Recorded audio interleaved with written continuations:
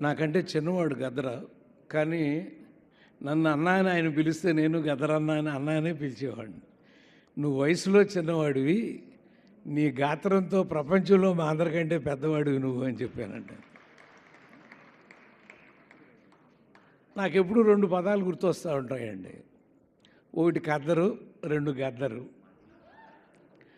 కద్దరు అంటే పాపం వాళ్ళు సాత్వికులు, ప్రశాంతంగా గాంధీ గారి మార్గంలో పోరాడేవాళ్ళు.